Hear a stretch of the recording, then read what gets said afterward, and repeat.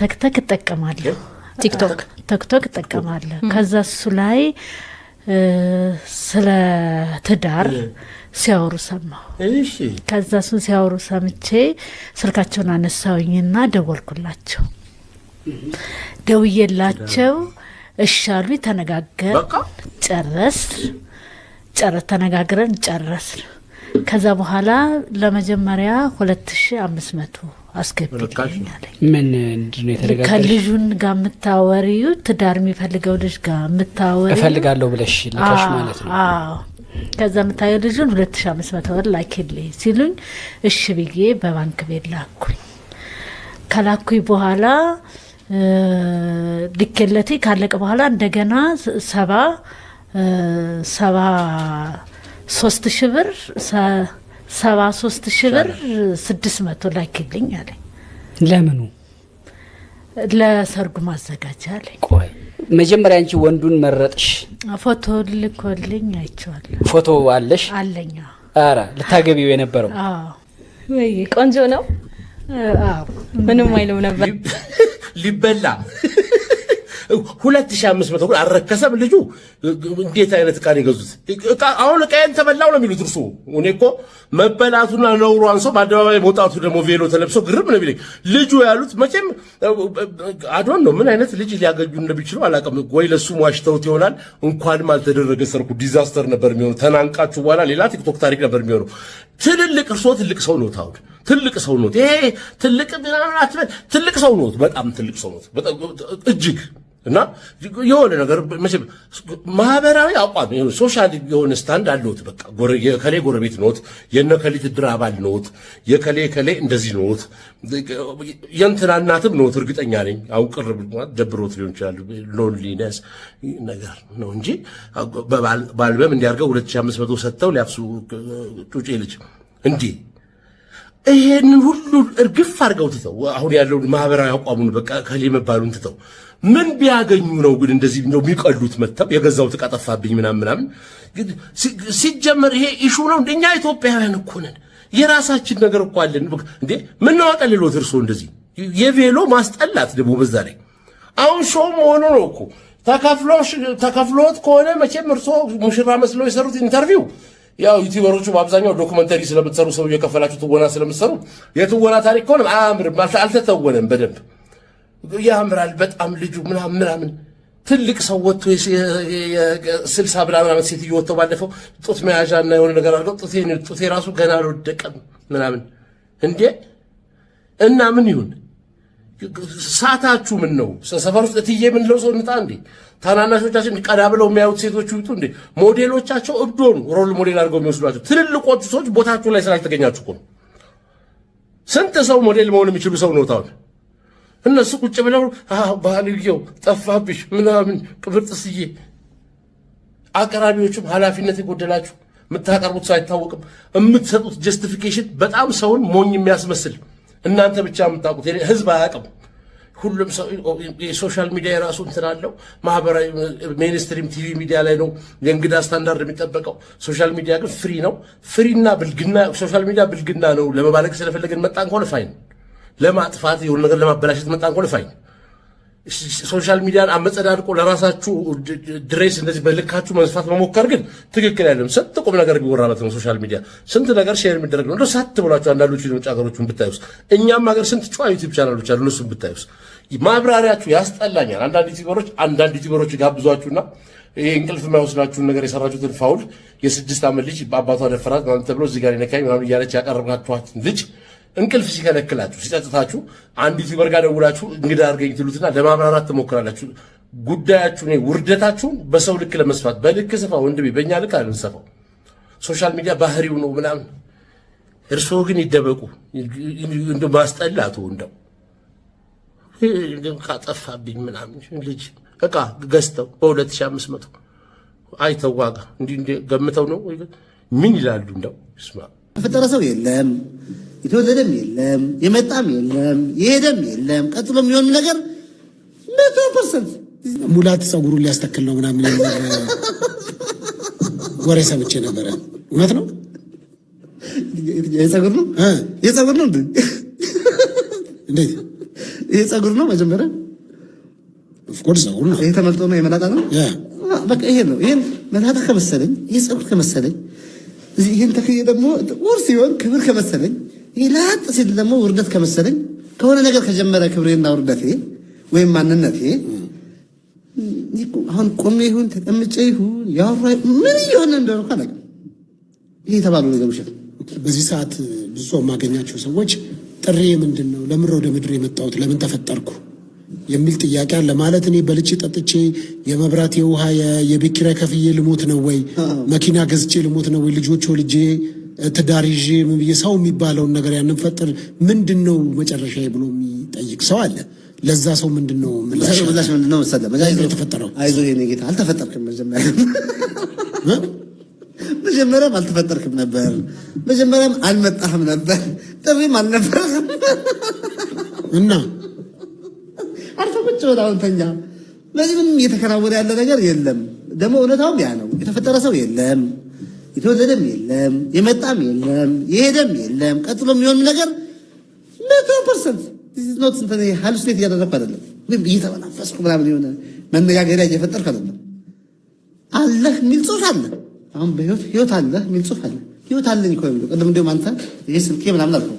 ህይወት አለኝ እኮ ነው። ህይወት ነኝ ማለት እና ህይወት አለኝ ማለት ይለያል። ህይወት ከሆንክ ህያው ከሆንክ ህይወት ነኝ ነው የምትለው። ራሴ ነኝ ነው የምትለው። እኔ ህይወት ነኝ ነው የምትለው። ህያው ከሆንክ ህይወት አለኝ ማለት እኮ መኪና አለኝ ማለት ነው።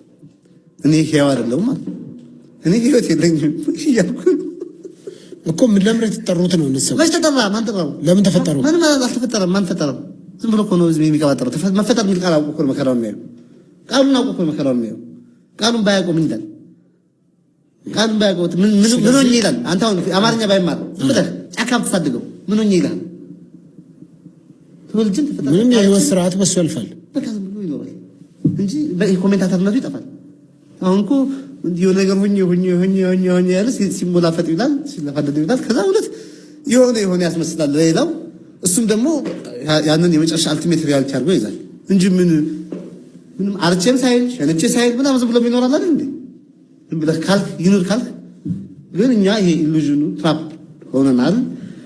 የሆነ ተወልጄ ታርቼ ደግሞ እንዲሁ አሁን አንተ እንዲሁ ከሆነ ተወልጄ ወይም ተፈጥሬ ማለት እኮ ነውር ነው። ከሆነ እንኳን ፈጥሮኝ ነው ማለት ያለብህ ወይ ወልዶኝ ነው ማለት ያለብህ። አሁን እኮ ተወልጄ ስል እኮ እኔ ነኝ የተወለድኩት። እናት ነበር ነበርኩ መጀመሪያ ሳልወለድ ነበርኩ። ሄጄ ተወለድኩ። ሰብጀክቱ ነኝ እኔ ነኝ የተወለድኩት። ወልደውኝ ከሆነ ከኔ አይጀምርም ነገሩ። እኔ በሌለሁበት ነው የተከናወነ ነገር አለ።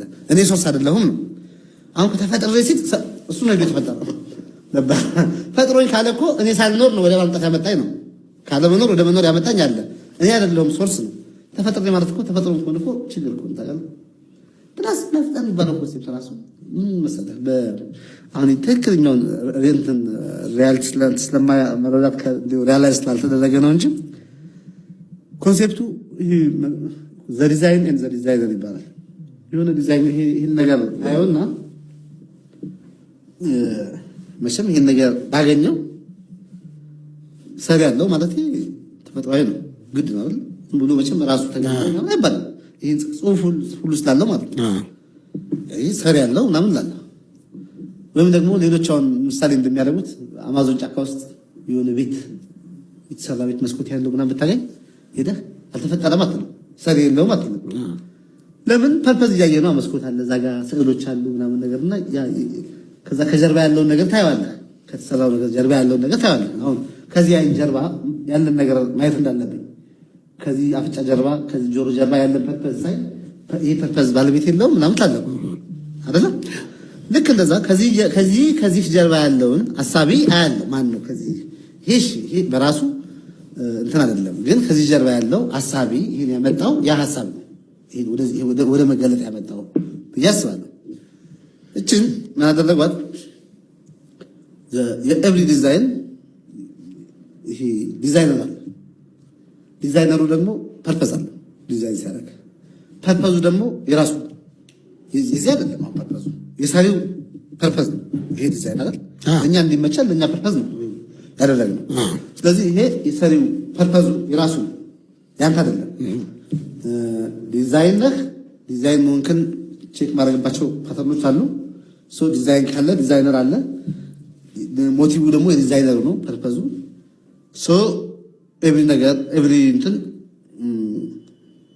የተፈጠረ ነው በዲዛይነሩ ሐሳብ ነው ይላል እና ኤቭሪ ዲዛይነር አለው ካልክ አንዳንዴ ቻሌንጅ ታደርጋቸው መስለው አንተ እየዘፈንክ እኔ አንተን ከተቃወምኩ ከዘፋኙ በላይ ነኝ እኔ ዘፈኑን አምኜበታለሁ ያንተን ዘፈን መተነተን ከሆነ ካንተ በላይ የዘፈን ጥልቀት ነው ይወስዳል ምን አይነት ዘፈን የሃይማኖት መሪ አድርጎ እያዘፈነኝ ነው ለሊትና ቀን ዘፈን ማለት ፍሬ የሌለው አይደንቲቲ የሌለው ህይወት ማለት ነው እኛ ሀገር እነዚህ አንዳንዴ በአመት በምናምን ይዘፍኑት እንደውም ጤነኛ ናቸው የሆነ አመት 5 ዓመት 6 ዓመት ተብሎ በየቀኑ እውሸት ይዘህ መድረክ ላይ አንተንም ሌላውን ሊለውጥ የማይችል ወሬ እየተወራ አንድ ሰው ሊለውጥ የማይችል ነገር ያ ነው ዘፈን የተባለ አይ ዘፈንማ መቃወም አሁን የተለያዩ አገልጋዮች በሚዲያ ላይ ዘፈን ሲቃወሙ እየሰማን ነበር የዘፈን ምንጭ ናቸው እነሱ ዋና ዘፋኝ ናቸው ዋና ዘፈን የተቃወሙ ዘፈን ምንም ተቃወሙ ለምን ተነቃብኝ እኮ ነው የማያገባ ለምሳሌ አንድ በሪያውን ጥብስ ጠብሰ ሸክላ ጥብስ ብትሰጠው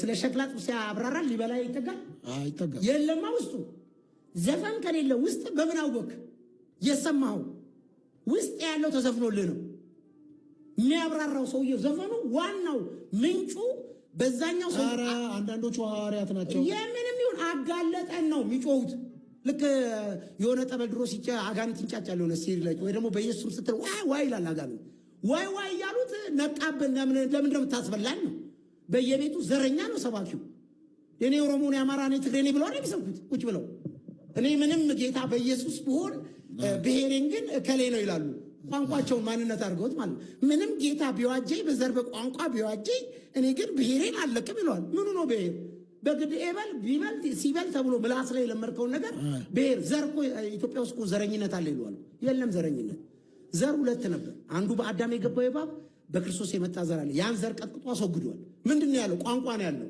ላንጉጅ መለፋደድ ቋንቋ አፍ ላይ የጀመረ ቋንቋ ነው እኔ ከኢትዮጵያ የሆነ ሀገር ሄድኩኝ የሆነ ቋንቋ ለመርኩ በሶስት ወር ሳልወድ በግዴ ለምን ብለህ ብትለኝ የሥራ ቋንቋ ነው አማርኛ ማውሩም እንግሊዘኛ ማውሩም የሚያወሩት አረብኛ ነው አረብኛ በህይወት ዘመኔ አወራለሁም እናገራለሁም ብዬ አስቤም አላቅም ጽሁፉንም ሳየው ሲናገሩ ይገባኛል ብዬ በህይወት ዘመኔ አስቤ በሶስት ወር ሳልወድ በግዴ የሥራውን ቋንቋ ለመድኩ እና አረብ ነኝ እንዴ ያልኩም ለምደውን ነገር ምላስ ነው እኮ ነው የሚለው ሰው እኔ አማርኛ የዛ ሀገር ሄጄ ሳወራ ለነሱ ነው የምላቸው አያውቁትም እነሱም አረብኛውን ሲያወሩ ነው የሚሉት አላውቀውም ግን በኋላ የግድ መስራት ካለበት ዛምር ላይ የሥራ ቋንቋ ስለሆነ ተለምደዋል የለመድከውም ደግሞ ግድ ስለሆነ እንጂ ባይጠቅመኝ ኖሮ መስማት አልፈልግም ስለዚህ ምላስን ተብታባ ወደ ላይ ወደ ታች ያርክ ምላስን ወደ ጎን ወደዚህ ያርክ በዱላ እየተመታ ያወራው ቋንቋ ዘር አይደለም ዘር የሰው ዘር አንድ ነው